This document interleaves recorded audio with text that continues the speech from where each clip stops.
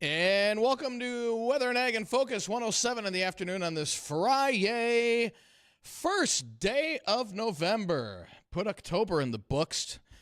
Drier than normal month and warmer than normal. I don't think that shocks anybody at all. I guess it helped turn your mic on now there. I can have a mic. Okay. I don't know if it shocks by any means, but here we are.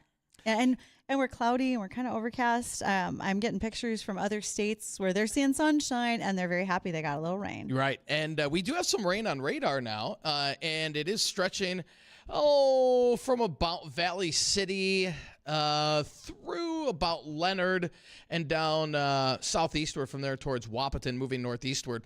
Now, some of this may mix in with a little bit of wet snow. In fact, the first snow of the season is falling out to our west of Jamestown on 94, between about 20 miles west of Jamestown all the way through Bismarck.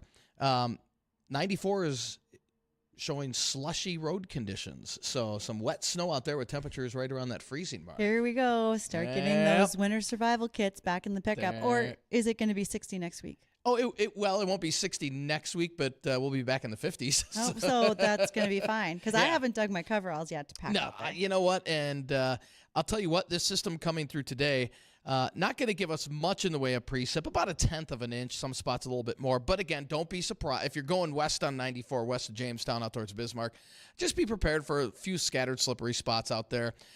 Do I think we'll get any snow here in the FM area? I think we'll see a few flakes probably mix in.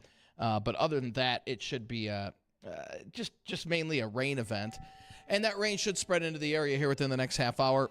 And then we're looking at that continuing through probably late afternoon, early evening hours before winding down. We've reached our high in the low 40s. Once that rain starts, we'll actually see temperatures drop into the upper 30s with southeast winds 10 to 25. So kind of a brisk, raw evening if you're heading out on this Friday night. Well, it's, again, you might need a slight jacket, but you don't have to put on your snowsuit Exactly. yet. Yeah, you're not. Yeah, we're not looking at below zero wind chills. Tonight, mainly cloudy. Rain shuts off 30 for a low with light and variable winds. And your pick day of the weekend is Saturday. Partly cloudy. Southeast winds on the light side. Highs right around 50 degrees. So great day to rake the leaves if you have yard work to get done. Or if you want to go see Bridgette out at tailgating, she'd be more than happy to have you out there. I already got my menu planned. There you go. So great day for that. And then Sunday, clouds and rain. And this looks like a pretty widespread rain, too. So that's great news. It will be breezy, southeast 15 to 25, highs in the low 50s. Rain continues Sunday night, shuts off Monday with highs early next week, right around the 50-degree mark. Maybe a few mid-40s on Wednesday before warming back up by the end of next week. Some much-needed rain over the weekend, Sunday. And then looks like probably about 1/2 inch to 3/4 of an inch across much of the area. We'll take it. I don't have a problem with that. That's great news. Now, the only bad thing is out west, where drought conditions are worse. They're missing it, aren't they? They're not going to get a lot. Yeah. Okay. They'll get about 2/10 of an inch, if that. They'll take everything they can get. There's no doubt. Even if you just increase the humidity somewhat, I think that would be at least a positive as well. Yeah, there's just not much. Boy, I'll tell you, the storm track that's setting up so far this fall, the main storm track appears to be to our south.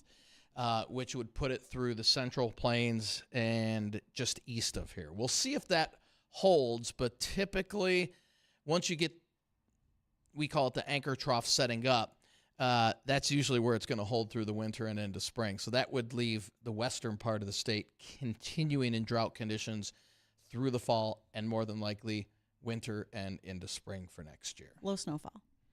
Very low. And here's the thing. This is not the first time. Nope. This is not the first time that we have had dry drought-like conditions, because if you tell me the average, and I make fun of you because it's only on a 30-year average, I know better. I know that we've had those conditions happen before. It's just been a longer time since we have. Right. And, just fingers crossed that these storms coming through here the next couple of weeks, because, again, the next 3 weeks will tell the tale for what the rest of the winter holds, according to the LRC, whether, if these storms all miss us to the south, then we're in a little trouble come spring. I mean, I'm sure nobody's going to complain about not a lot of snow over the winter, but we need it, and there's still no Arctic air in sight. It's stuck way north and just showing no signs of coming down anytime soon. So Okay, hoping for the best here. I know. Okay. Yep, we need a little precip. At least we're getting a little bit today, about a tenth of an inch, like I said, from today's, and then about another half inch to 3/4 for Sunday night. So that's good news there. Other than that, mild looking forecast, and like I said, I don't think many people are really complaining a whole heck of a lot.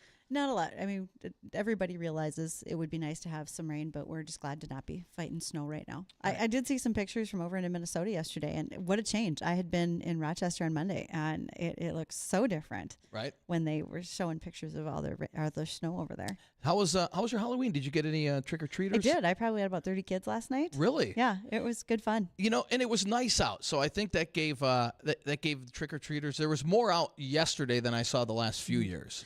Very true. There were some kids that were warm with and you could still see their costumes, and there's some kids that were cold, and I could see their costumes, but that was up to them. But they looked like they were having quite a haul. So Right. I have seen some headlines saying, with the price of chocolate, that there was less candy being given out. Apparently not in my town, because those kids had pillowcases Right. full of candy. It was impressive. What was the best costume from last night? Boy, that's hard to say. I think I had a whole squad of cheerleaders at one point. I saw everything from light up masks to good face painting. It was just a variety. Yeah. Mine was a marionette. She was 11-year-old girl and had the strings, the wooden part out of her kind of a headset. Yep. And she had great face paint. She looked great. I bet she did an excellent job. Yeah, it was a lot of great. It's fun to see the kids out, and a lot of older kids, which I that's fantastic. Keeps them out of trouble. They were having a grand old time, and I don't doubt it. Small towns do a lot of things. I know we're not the only one where, say your fire hall is open and the kids are coming in for hot dogs and hot chocolate to warm up, and mom and dad appreciate that too. Awesome. Yeah. See, we never used Did you use pillowcases? We didn't. Yeah. We just used ice cream pails. Okay. Yeah. Apparently, we had a lot of ice cream pails in my house, so we just used those. But I've seen kids with pillowcases, and it's wild some of the stuff that they're using. Right. No doubt. No wow. doubt. Well, we've got a special guest coming up today. True. We're going to have Chris, I think I say his last name, Hubrish, and he is with Otterberry Farm over in Perham, Minnesota. They do a lot of things over there. They not only sell fresh strawberries off their farm, but they have bare root dormant plants that they sell. And we were just curious what's happening over at their business, especially now after the season is essentially over. So we'll have lots of questions for him. We do want to also let you know that for those of you who are wondering about our podcast friends, one of them is Gary Lesak. Gary does a lot with us with the weather, and yesterday he was on Shark Farmer's radio show. Shark Farmer has been on air with us before as well. I'm good friends with Rob and Emily, but I thought it was great that Gary got a chance to talk directly to a bunch of farmers through that radio show. And I learned something new. I mean, I've known Gary for years, and I never knew how he got his start in TV. And to find out, you'll have to listen to the Shark Farmer podcast. Yep. I know him, and I didn't even know this. So it was funny. I'm like, no kidding. That's how you got your start in TV. Well, it's good fun to know all the things that happen in everybody's background. So if you want to listen to that, please go ahead and do so. And then also, we have a super fan listener that we want to give a little holler out to today. We do. Let's Look for the right see. button. I'm trying to find it here, and let's see. Not that one. That was happy birthday. That's happy birthday to Steve Bello. He is a listener who follows us pretty much every day, and he's even come on to quiz us. He has, which has been great. So he's celebrating a birthday over the weekend. So rock on, buddy, and have a rockin' good weekend. I actually am looking to do that again. I need another super fan day with one of ours to ask them to come and join us. And Perfect. Ask questions and so forth. Excellent. So Chris, she will be up next, and I've got some Chris. Sorry, I just got a Chris on my list. Whoops. I've got some questions for her too about something I'm looking to purchase, and hopefully they've got some out on their farm. That'd be awesome. So they don't have a lake place. No, so we'll be back with Chris. If you have any questions for our guest, be sure to call us, 701-293-9000. That's 701-293-9000. Don't go anywhere. We'll be right back.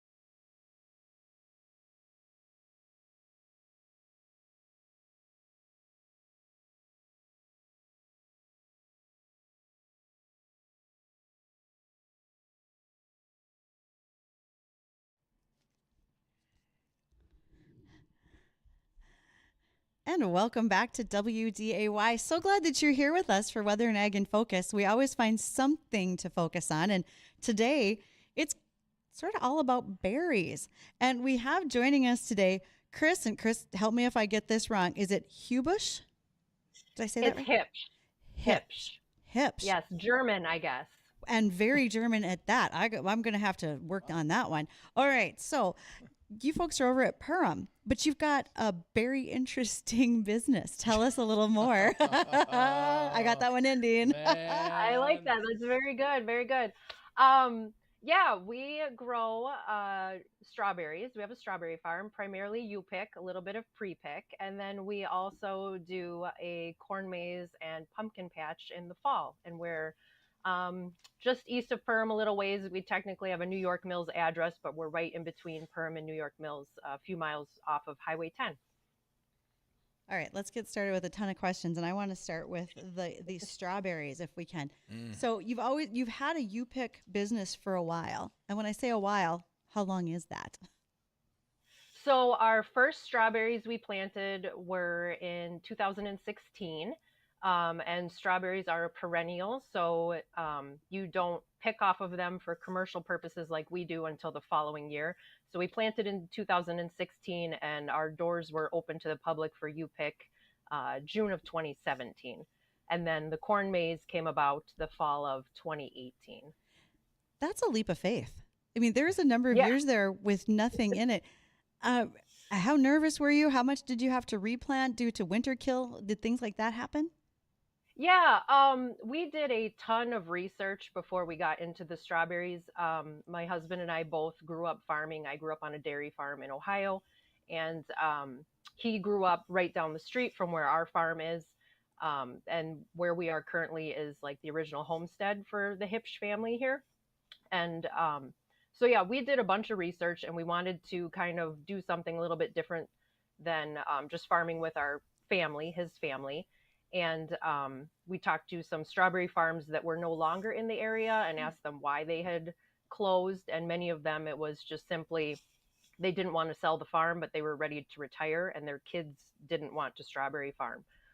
We also talked to universities over on the East Coast and California, and we did a bunch of research before we decided to get into this perennial thing.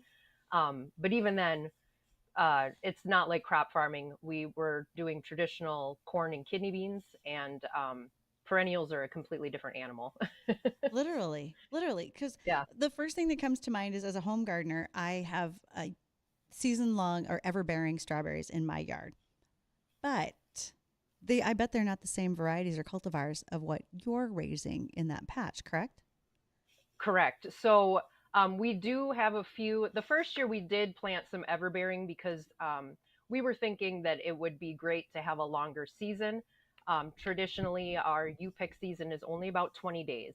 And so we were thinking to help spread the risk weather-wise, because summer weather can be pretty volatile around here.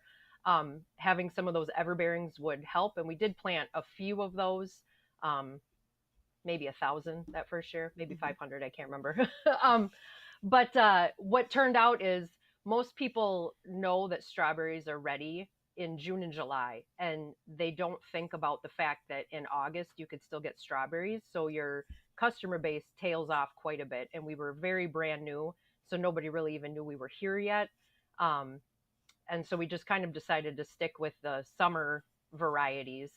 Right now, I think I have 7 or 8 in the ground. We've kind of honed in on 4 that we really like for our farm and our soil type. And then every year we usually try 1 or 2 varieties, pick off of them the next year and kind of see how they do. And Chris, for any city folks like myself who didn't grow up on the farm, and we basically get our strawberries out of the supermarket. What differentiates your strawberries from what the customer is buying in the store? Yeah, that's a really good question. So store-bought strawberries, their genetics are so that they can be put in a clamshell, the cute little plastic container, and shipped across the country and still look pretty and be nice after about a week. They are in semi-trucks or they're come from Mexico or wherever, California, Florida. Our strawberries, we have, I would say, a better flavor profile. And so they're extremely sweet. They're extremely juicy. When you bite into one, juice tends to run down your face. You're not going to Perfect. get a crunch. Yeah, you're not going to get a crunch from them or anything like that. They're going to be not soft, but firm, but not hard like an apple. And they are not going to last, like if you put them in a container like that and they get jostled around, they'll get bruised. Hmm. So they're definitely for a right here and now type of market, not to be really shipped. Gotcha. Now that's got me. Now I'm hungry. Well, of course. Uh, I'm going to get groceries after this, so I have a Strawberry feeling. shortcake with some whipped cream on Well, top. if I'm going to buy groceries, I'm going to keep a much closer eye on what I'm buying after this discussion. There's no Right. doubt. Yeah. So, what about disease tolerance? Because sometimes in perennials, especially strawberries, low lying to the ground, you have that potential for things like powdery mildews, et cetera. Do you see that being a problem up here, or does winter help you stave off some disease? So that's another awesome question. We do see a little bit, not much, because over here by Perham, it's extremely sandy. We are in sugar sand, and so strawberries thrive. They're kind of like beans where they don't want their feet wet. And we have extremely well drained soil. We hold maybe, an inch of moisture at best, and then it's gone. We never have any puddles. So that really is very beneficial to us. And when we were doing research about planting strawberries, that was one of the factors, was that our soil type is fantastic for them. We don't really have to worry about too much disease that way. And then like this summer, it didn't rain at all. And so in like the last month, 2 months, so we just turned the water on. We have to have hand line irrigation, so that we can prevent like a late frost in the spring from killing them. So we'll water them all night, but then, we're completely irrigated, so we can just turn the water on if the rain decides to quit. So I have a quick irrigation question. Are you doing like a drip line irrigation, or are you overhead? And does that make a difference for your berries? yes, we do a little bit of both. So Oh, we've experimented with both. Primarily we have the hand lines that run along the ground instead of a center pivot. And the only reason we have those, because across our driveway, our corn maze is under a center pivot. The only reason we use a hand line is because, like the end of May, if we get a late cold night and our flowers are blooming, or not even blooming, if they're almost ready to open, they can't freeze or you'll lose your entire crop. And right. that flower only makes one strawberry per summer. So if we get a late frost, it will take out our entire crop. And so we need to be able to water the entire field all at once, all night long. Ooh. Yeah. And so there's a temperature issues and different things, and the humidity and barometer. But so we use hand lines because then we can just turn the water on and then monitor it, and the entire field's getting watered constantly until the sun comes up and the ice thaws off of the plants. We do have some drip tape sections. Strawberries, drip tape is nice because then you're not getting wet leaves when you're watering Yeah. overhead. But Yeah. like, for us, we are pretty dry here. So, and we need that overhead irrigation again in the spring for that one night, maybe every 3 or 4 years that we would have to do it. But if you don't have a crop that year. That's huge. That frost. I've watched vineyards in California where they have literally windmills to move air Yeah. to keep Mhm. that from frost damage. So Mhm. all of this is wildly useful information for those of us who want to come pick from you or have our own. But we have a lot more questions about the corn maze. Dean just saw the picture of it from the overhead view, and so we need to ask some things about that as well. And we will do that Yeah. when we return. And again, we are talking with Chris. She is from the Otterberry Farm. And I just have to always slow down when I say that because I figure it's going to come out in a really big heap of word Right. salad if I don't. So we'll be right back.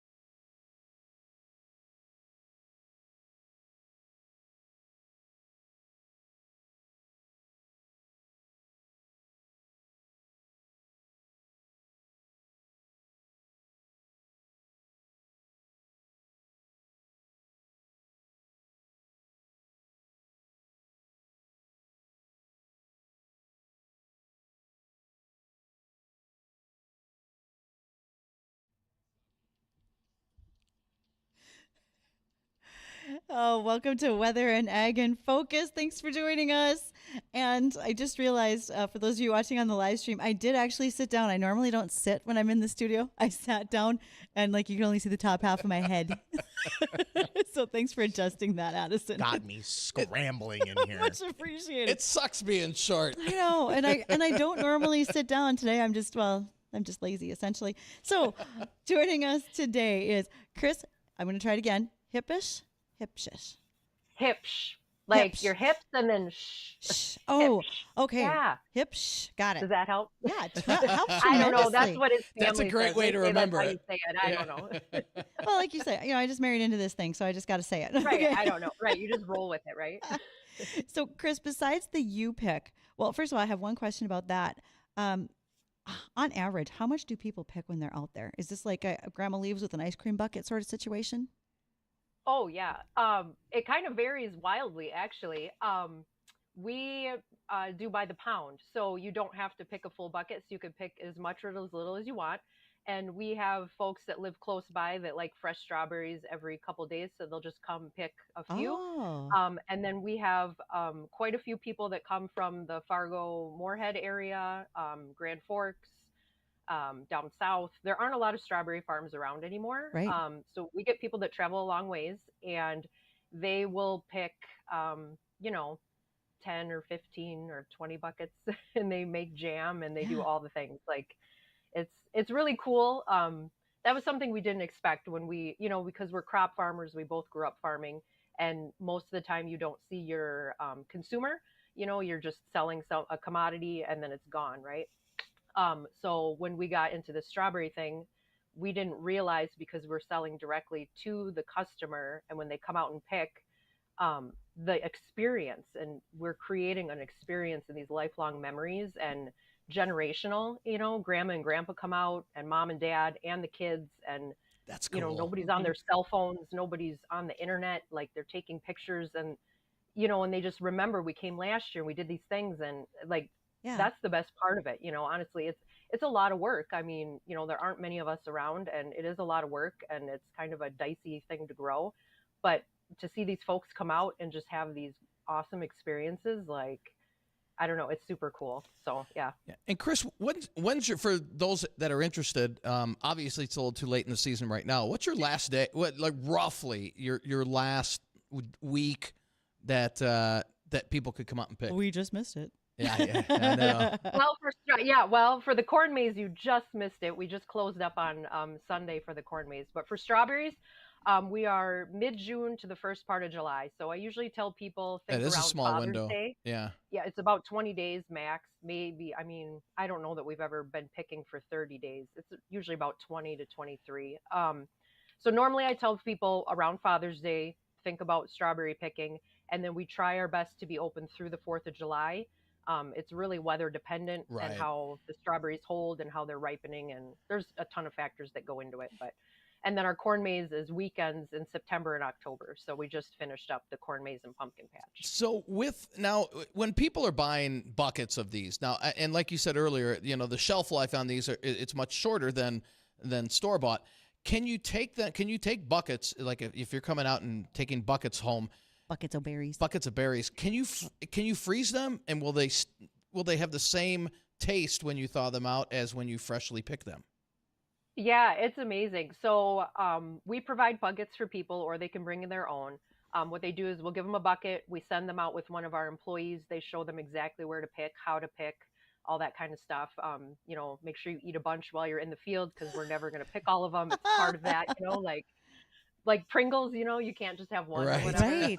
And if you eat a whole bucket of strawberries today, you're not going to do it again. So I really don't care. You know what I mean? You're not going to feel great tomorrow eating 6 pounds of strawberries. But Concession stand so I want you to sells eat them. Rolaids. Yeah. I want you to eat them and try them, and But so we put them in nice cardboard flats to take them home in. They're kind of I'm not sure the dimensions on them. They're like a rectangle. They're not very deep. That way, they're not getting crushed, the berries underneath. And as long as you keep them in your refrigerator at the bottom, we tell people to put like a paper towel over them, so any excess moisture kind of gets absorbed by that paper towel. They should last in your fridge up to 5 days. Some people have a little better luck, if they're better at picking. We tell folks never to wash them until you're ready to use them or eat them. Strawberries have kind of a natural protective coating on them. So as soon as you wash them, that berry is going to start to deteriorate. Oh. The same as if you cut the top off. As soon as Mhm. you cut the top off, I always tell folks and little kids, it's like opening a can of pop. As soon as you do that, the fizz starts to come out, and tomorrow it's going to be flat, right? Yep. So strawberries kind of the same. And then freezing, easy to do. You just cut the tops off. We tell folks to freeze them whole on a cookie sheet. Then that way they're like little ice cubes. When you put them in a gallon bag, to once they're frozen, you can put them in that gallon bag and then stick them in your freezer. They'll be good, next year if they last that long because you're going to want to eat them. But when you open up that frozen bag of strawberries, like we do strawberry lemonade and slushies from our own grown strawberries in the fall at our corn maze. And, when I'm opening these strawberries and they're thawing, like it smells, the odor, it's so strong, the strawberry flavor. And like, it smells like summer, like it's amazing. So if you have one of those, I tell folks also to, a quick tip, take a couple bags of strawberries if you have them when you freeze them and put them like in the bottom of your deep freeze so that you don't see them right away. And you'll find them in like, April and you'll be so excited because you didn't eat them all up in, Exactly. November and December. And you're like, what? This treasure, just like rhubarb, like if you freeze it Yes. and you forgot you had a little bit in there, you're like jackpot, like It is. It's like finding the prize in the Cracker Jack box. That is an excellent analogy right Yes. there. Put So it in the that's freezer. the tip I usually tell people, like hide one or two little things of it in the freezer in the back so you'll find it later when we've gone through this terribly long, miserable winter and it'll be like a ray of sunshine for you. I love that idea. That's great. Now, you were talking about, and Addison, if you can throw up the picture of the corn maze, this is absolutely amazing. First off, how many acres is that on, and how long does it take? And I'm guessing that's done by GPS. They still haven't found all the people out of it. Yeah, right. Right? Yeah. The people that we find the next day help weed the strawberry patch. So the corn maze itself, the cornfield is a little over 6 acres. So it looks kind of bigger aerial view from the drone picture, but Right. it's only about 6.5, not quite 7 acres. So we plant a little bit late. Usually we wait till June to plant. And the reason we do that is that we use a silage variety. Rob Seco has given us seed every year, and it's amazing stuff. And we plant a little bit late, and we want the corn to stay green as long as possible, so it's nice and leafy. We don't really, we harvest the corn, but we don't really care how many bushels we get per acre because our main focus is not to be able to see through it. It still yields really well, even though we plant late. But we want it to be as green as possible for as long as possible. And then we plant it both directions. We run the planter north and south and east and west. So we get that cross pattern in there, and it'll keep it nice and thick. And then usually when we're picking strawberries, so right before July 1st, maybe the end of June, when it's probably 4 inches tall, we take a zero-turn lawnmower out there. My husband built like a desk and a canopy to go over it, and we stick the laptop on it. So it's completely dark because, like when it's sunny, you can't see your phone screen and you need to be able to see the computer screen. So it's completely dark. And what happens is, like with the lines on this maze, that's the map that we have on the computer. We have a little GPS beacon that goes on top of the lawnmower.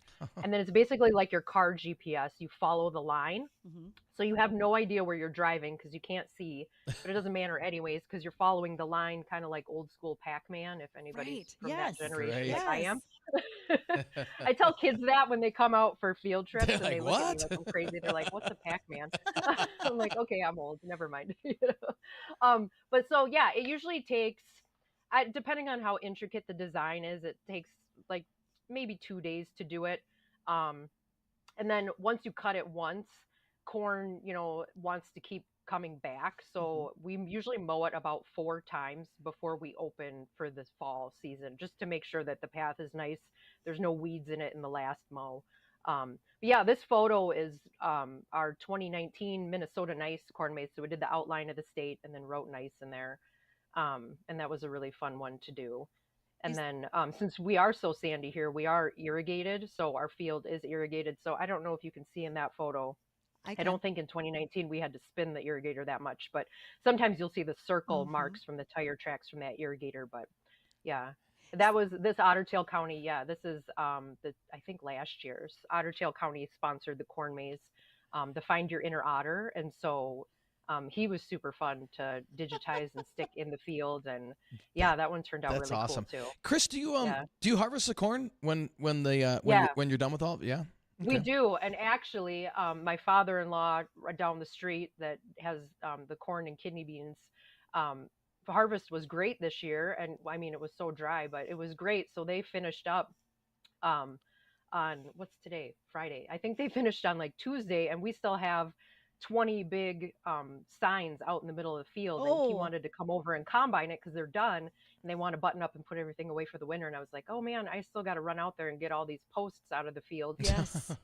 Which isn't an easy task because you can't just walk out to it, right? You have Right. to do No. the corn maze to get to the post, and then you got to carry the post back out through the corn maze. Oh So man. I got some more work to do to put stuff away, and then hopefully the weather, and we need rain more than anything, but hopefully the weather holds a little bit and I can get those posts out. We can get that last 6 acres combined. Corn maze cardio is what's going on over Right. there. Yeah, right?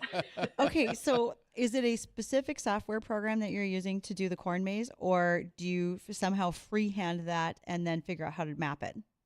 Yeah, so that's another good question. We actually use a company that does specifically corn mazes and sets up the GPS and then games and activities and stuff. My husband's pretty handy and like a lot of farmers, and he wanted to do that himself, and he's pretty tech savvy too. And I kind of, when we went into this, I said the first year, I'm like, no, let's just have a company. We'll give them our photo and they can digitize it and do everything, and then we'll move from there. And I'm so glad we did.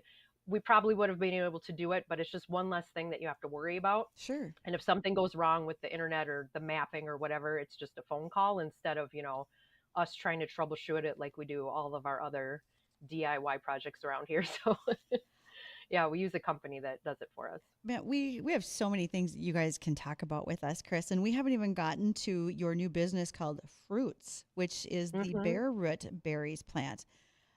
What's going on? Can I be buying more strawberry plants from you? Absolutely. So with Fruits, that is a company we purchased Ag Resource, which was out of Detroit Lakes. David and Teresa Berkey, wonderful folks, have been selling bare root plants and like small garden equipment type stuff, drip tape irrigation, that kind of thing for many years now. They were ready to retire, and they were who we sourced all of our strawberry plants from. And so they were ready to retire and get out of that plant part of the business last year. And so we took it over. And the great thing about it is we are able to source these bare root plants. We do asparagus, rhubarb, strawberries. What else is on there? There's a couple other bare root things. Raspberries, and yeah. some... And then we do potted blueberries. We might add a few things this year. Last year was our first year, but we're able to source them direct from nurseries in Nova Scotia and on the East Coast. And we have a walk-in warehouse cooler in Perham, and we get the plants. You can order them starting in January, usually. Large commercial growers, we're working on updating the website right now for this coming season, but normally around Thanksgiving, large commercial growers start getting in on those, and then we take orders through about April. And then we are able to get semi-truckloads, and they stay cold and dormant. So the supply chain isn't broken. That cold chain isn't broken at all, which is extremely important with bare root plants and their survivability. A lot of times when you order from catalogs and different places on the internet, you can get these plants anywhere basically, but they'll send them to you when they're ready. You'll click on their website and they'll say pick a date, but a lot of times as soon as they're ready in Texas or whatever state they're in, they send them to you in Minnesota or North Dakota. We might still have 2 feet of snow on the ground. Exactly. And they've been sitting in the mail for maybe 7 or 8 days, right? Which isn't great. So you probably have a 50% surviving rate on those plants. I mean, I know I've bought plants before online and half of them didn't grow, and I thought, well, I'm just terrible at growing stuff. But in reality, it's that cold chain. They need to stay cold and dormant. So ours come in, they stay cold and dormant. You can pick them up in perm at our warehouse. When you're ready, you just give us a call. So if you don't want them until, May 20th, or if you want them, April 2nd, depending on the spring, you can come pick them up. Or we use speedy shipping, which normally is overnight. And then we'll pack them and make sure they stay cold. And then you'll get them the next day via speedy. And it's very, very fast and very cost-effective way to get them to growers. So, and we do anything from our strawberries are bundles of 25 up to many, many thousands. We have some that want, 25, 30,000 plants. So whatever your needs are on those plants, we can get them for you. That's awesome. And Chris, curious, we're coming up on, I'll call it off season, but is there really ever an off season? What do you guys do during downtime, during down season here? I don't think she Well, has one. yeah, right. I get that question a lot, especially from little kids at the corn maze and when they come out for their field trips and stuff. Did she just The call me a biggest little question kid? I get is, Uh-huh. no, but okay, I thought so. you're a kid at heart, right? It's okay, Chris. It's fine. A I lot back of you. people ask, they're like, "Oh, you're driving the tractor," because I'm a girl, and so and I'm like, "Yes, I'm the farmer. This is what I'm farming full time here, right?" And anyways, the second part, what do you guys do all winter? Well, this plant business really tied into our kind of off season, so it fit perfectly because in reality, we probably should have started working on updating our website and the catalog like 2 weeks ago, but we're still busy. But so that's a wintertime project. And then I tend to do all of like my website updates, any newsletters, print material that we're going to need for next summer. I try to update that now and have it ready so that when we need it, it's on my computer and I can just hit go, because we are so busy once the snow melts. You don't really have time to be sitting at your desk monkeying around with stuff. So, and then besides that, taxes and all the, bookwork, employee stuff, like there's always things to do. Granted, it's probably closer to 15 to 20 hours a week in the winter as opposed to, what seems like 1,000 hours a week in the summer. But Exactly. Hey, Chris, if anybody wants to get a hold of you, what's the best way to get in touch with you? Yeah, our website, we're kind of all over the internet now, but our website is otterberryfarm.com. That's probably the best way. At the bottom, there's a contact form. We do have a phone line that you can call for information on stuff if you want info. But basically our website, if you do Facebook, we're on there at Otterberry Farm. If you Google us, Otterberry, or you Google strawberry farm near me, normally we pop up right away because, like I said, there aren't a whole bunch of us around anymore. So Well, I'm looking forward to bringing my son out there next spring, early summer. He would get a kick out of this. Well, when my strawberry crop doesn't do well, I'm going to Chris's house to get some more. Yeah, we have stuff for all ages, and that's what I tell folks. Like, all ages are welcome at the farm, and there's something for young and old. And I mean, it's been really cool, growing up in agriculture. And then I feel like there's so many folks, like my age had a grandparent or somebody or uncle or somebody that was farming, and you don't find that anymore. People are so much further removed from agriculture. And so to be able to open our farm up and let people come out and, we have farm animals that they can see and pet, and, tractor rides and just stuff that we take for granted because we grew up in ag. But a lot of these people don't have anybody that they can talk to anymore that actually is in agriculture. So I think it's super important to, be able to let the community come out and see what we do and taste the strawberries and get lost in a cornfield. And, it's good core memories. All right. And Chris, we just got a last minute phone call here from Tom. Tom's got a question for you. Go ahead, Tom. What's your question for Chris? Yeah, just real quick. Are you on Farm Direct Minnesota? I think we are. Farm Direct Minnesota. I think so. We're on quite a few different platforms, but I think we are. Okay, that's huge because that's thousands and thousands of people are on that, and they're always looking for stuff. And I've gotten a lot of stuff from there, so I just happened to think of that. Thank you. Yeah, Thanks, Tom. You know what? Thank you for that. I'm going to jot that down too and double check just in case. Yeah. Excellent. Chris, thanks for taking the time to spend with us today. We really appreciate it. Don't go anywhere. We still have to do the weather and maybe a headline or two before the end of the hour. All right. Okay, be right back.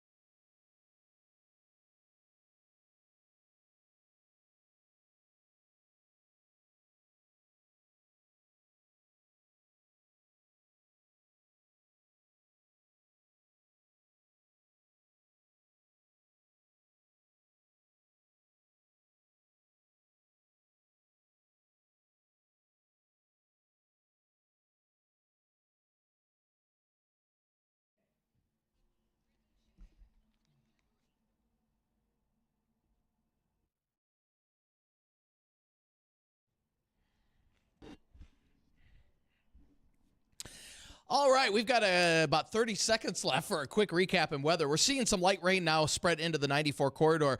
Some heavier pockets down around Lisbon where there might be a little bit of wet snow mixed in. And look for this rain to continue to push northward. Again, not a lot of rain, and don't be surprised to see a few wet snowflakes mix in. So that'll do it for Bridgette, myself. Don't go anywhere. The number one show in North America. This is expanded now. Number one show in North America. The Jay Thomas Show is coming up next.